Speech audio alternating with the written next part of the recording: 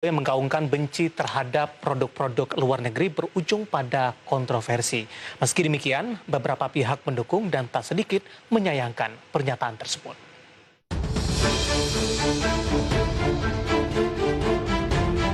Beberapa waktu lalu, dalam pidatonya Presiden Joko Widodo menyampaikan bahwa mencintai produk Indonesia saja tidak cukup, sehingga kampanye benci produk asing harus digaungkan. Kita sendiri produk-produk Indonesia harus terus juga benci produk-produk dari luar negeri.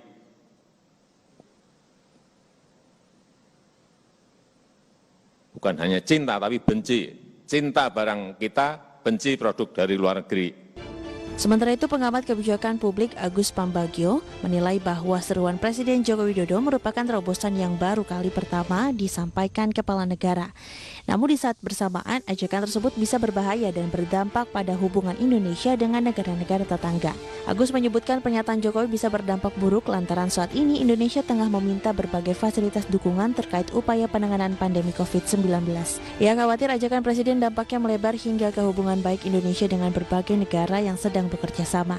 Sementara itu, Direktur Eksekutif The Political Literary Institute Gun Gun Herianto menilai pernyataan Jokowi riskan disalahpahami masyarakat. Seharusnya Jokowi menggunakan komunikasi persuasif untuk merangsang masyarakat memiliki kecintaan pada produk dalam negeri. Berbagai sumber, IDX Channel.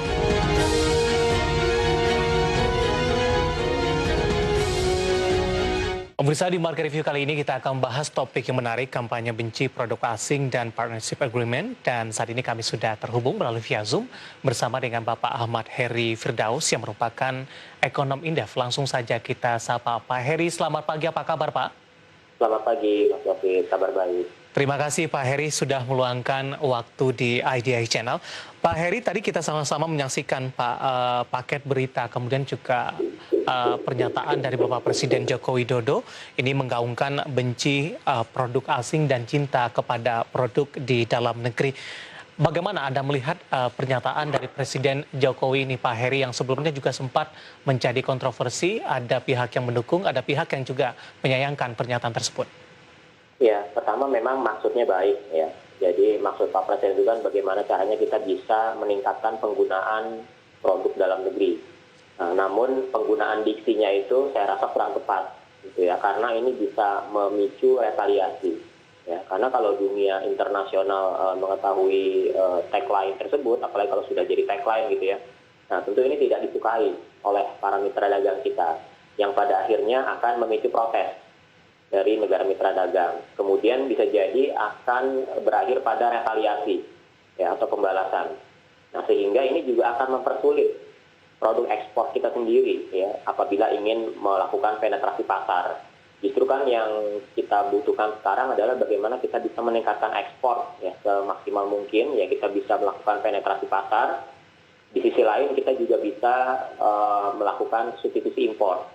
Nah, tentu ada strategi yang harus dibangun ya di tengah maraknya liberalisasi perdagangan, gitu. Jadi tagline yang diksi yang digunakan itu saya rasa kurang tepat karena tadi bisa memicu retaliasi dan protes dari negara-negara mitra dagang kita. Dan kalau dilihat atau dibandingkan ya tagline yang dibangun atau yang dibuat oleh negara lain itu tidak ada yang sifatnya diskriminasi seperti itu. Jadi kalau kita lihat contohnya di China itu Made in China 2025, di India menggunakan kalimat Make in India. Nah, kita juga semestinya perlu ada tagline yang bisa menumbuhkan rasa cinta terhadap produk dalam negeri dan rasa bangga apabila kita menggunakan produk dalam negeri, sehingga imbauan-imbauan yang dilakukan oleh pemerintah ini bisa mendorong masyarakat dalam negeri untuk terus meningkatkan penggunaan produk domestik seperti itu. Baik, ini lebih ke dari tata bahasa kemudian juga pola komunikasi saja begitu Pak Heri.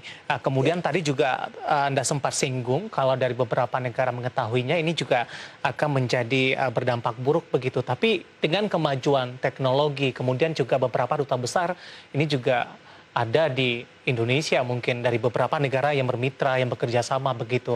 Duta besarnya ada, tentu berita ini juga sudah tersebar cukup luas ini Pak Heri. Apakah pemerintah perlu mengklarifikasi dalam hal ini atau seperti apa sebenarnya?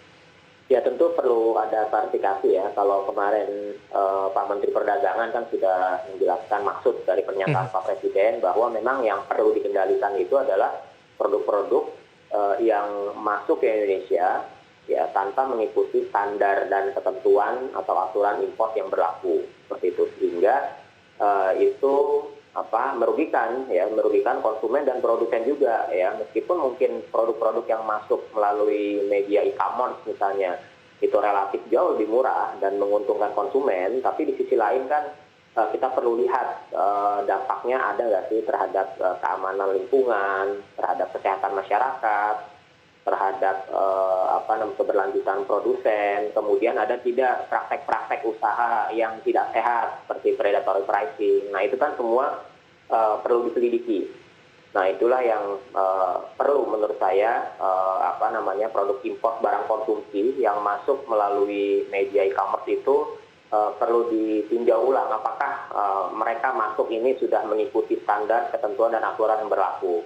Seperti itu. Jadi memang kan di tengah liberalisasi ya kita terbuka gitu ya, tapi kita berkompetisi juga harus mengedepankan fair trade gitu ya. Jadi perdagangan yang mengedepankan seimbang, adil ya, fair lah pokoknya. Jadi seperti itu. Ya, lebih ini kepada konteks yang lebih luas begitu, Pak Heri?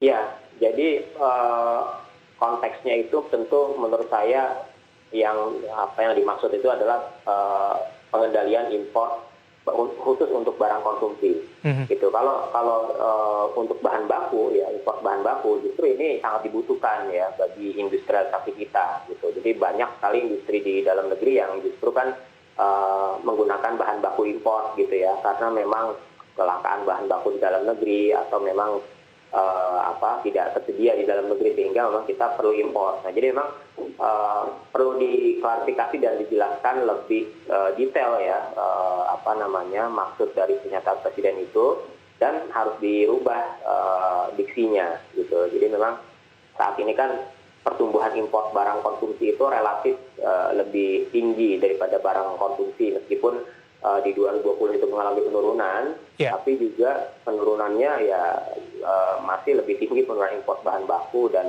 barang penolong. Baik, dari sektor mana saja Pak Heri yang Anda lihat sampai sejauh ini ketergantungan impor, terutama dari bahan baku sampai sejauh ini?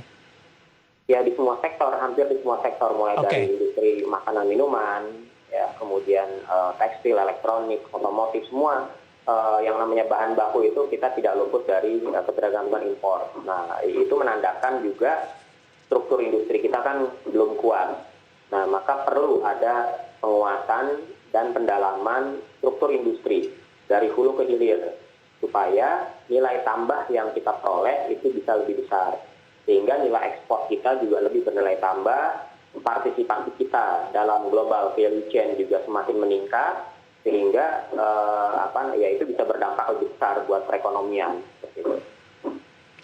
Baik, selain dari posisi impor, Pak Heri, apakah kondisi ini juga akan mempengaruhi dari sisi ekspor kita nantinya?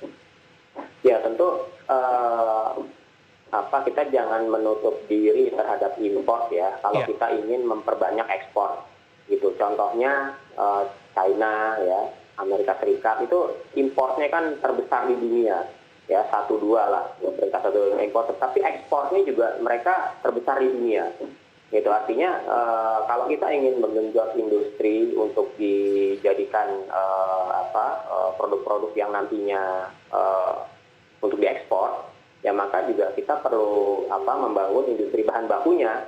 Tapi kan tidak semua bahan baku bisa diciptakan di dalam negeri. Oleh sebab itu solusinya adalah impor.